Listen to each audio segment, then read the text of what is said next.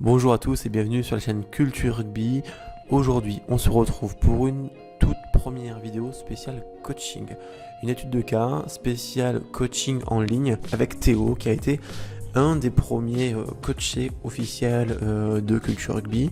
Donc on va voir aujourd'hui dans les grandes lignes comment s'articule un coaching en ligne. C'est parti pour le diagnostic. Donc effectivement, après réception des images et quelques visionnages, pour essayer d'en apprécier à vitesse réelle les principales composantes, on va passer sur un ralenti et sur certains arrêts sur image, notamment au niveau de la frappe et de la pré-frappe, pour voir ce qui coince dans la technique de Théo. Donc là, suite à cet arrêt sur image, alors on peut voir que globalement la jambe prend un bon chemin, elle s'élève vers la cible, donc ça c'est un gros point positif. Un petit point négatif que je lui ai signifié, qui finalement n'est pas vraiment un facteur d'erreur ici, c'est le bras d'appel qui chute un peu, qui tient vers le bas, mais finalement la posture générale du corps n'est pas affaissée vers l'avant, donc c'est juste finalement ici un détail.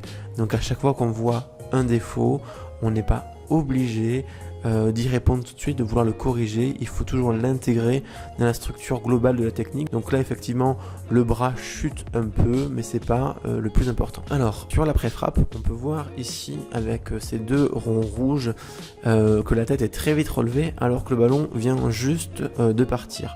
Donc là, ça reste un détail mais un tout petit peu plus important parce que ça a vraiment une valeur de garder la tête entre guillemets baissée et de rester dans son tir, et ça c'est vraiment un point que je lui ai signifié dans mon compte rendu.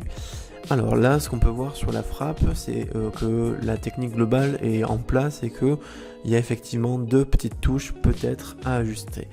Et ce qui est vraiment le plus important, donc effectivement dans un coaching, on s'intéresse principalement à ce que le buteur montre, mais là, il est très pertinent et intéressant de prendre en compte finalement la trajectoire de la balle.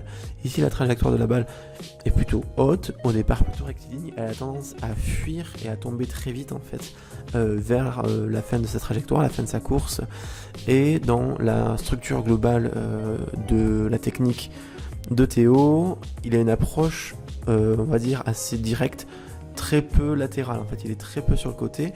Alors, certains buteurs excellent dans ce type d'approche, notamment Lee Halfpenny, mais c'est vrai qu'avec, il faut avoir une certaine réadaptation au niveau de la jambe de frappe que je n'expliciterai pas en longueur ici, mais on va dire que dans cette position plus directe, moins latérale, c'est plus compliqué de présenter la bonne zone du pied et d'avoir un chemin de jambe efficace certes, mais aussi répétitif dans le temps avec ce type d'approche. Donc finalement, même si en général on commence une lecture de la technique par les trois fondamentaux du tir au but que sont le bras d'appel, le pied d'appui et la posture, avec forcément une vue sur la traversée de balle, ici il m'a semblé surtout plus important d'adopter une approche plus latérale et qui se décale à peu près d'un pas de plus sur la droite, et surtout d'être attentif à ce que ça produit. Est-ce qu'il se sent plus à l'aise, moins à l'aise? Est-ce qu'il y a de la progression tout de suite? Parce qu'effectivement,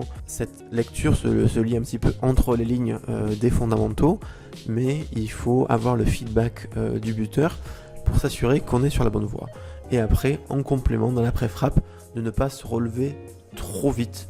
Et le bras d'appel, encore une fois, restant vraiment un détail parce que n'affectant pas finalement trop la posture générale du corps dans la frappe et la pré-frappe. Et donc ce coaching s'est déroulé vraiment un petit peu au début de l'aventure Culture Rugby, et je vais vous montrer simplement une petite capture d'écran de ce que je viens de vous expliquer, et je vais vous lire finalement sa réponse qu'il m'a donné quelques jours après, en lui demandant effectivement d'appliquer mes conseils pour un maximum de résultats. Il m'a répondu: j'ai essayé justement au dernier entraînement de me décaler un peu plus et ça allait vachement mieux déjà.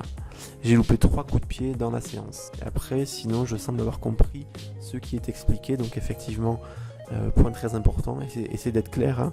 Ça ne sert à rien de s'enfermer dans un langage beaucoup trop technique, et il faut être clair pour les gens avec qui on travaille.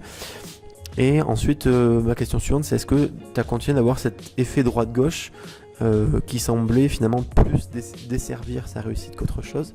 Et il m'a répondu, je n'avais plus cet effet, j'avais une trajectoire droite. Je m'étais aussi beaucoup concentré pendant la séance sur ma zone de frappe avec mon pied, ce qui en soit une très très bonne chose. Après, dans la suite de l'aventure, Théo n'a pas eu besoin de me re-solliciter vraiment spécifiquement.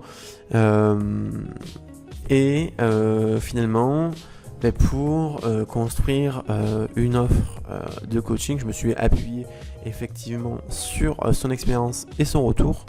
Donc je vais aussi en profiter pour vous lire l'avis qu'il m'a laissé, qu'il m'a donné.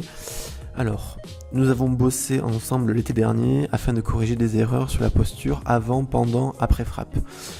Sur base de schémas pour mieux m'expliquer, son travail m'a permis de corriger mes erreurs, mais aussi de montrer ce qui était bon et donc ce qu'il fallait conserver.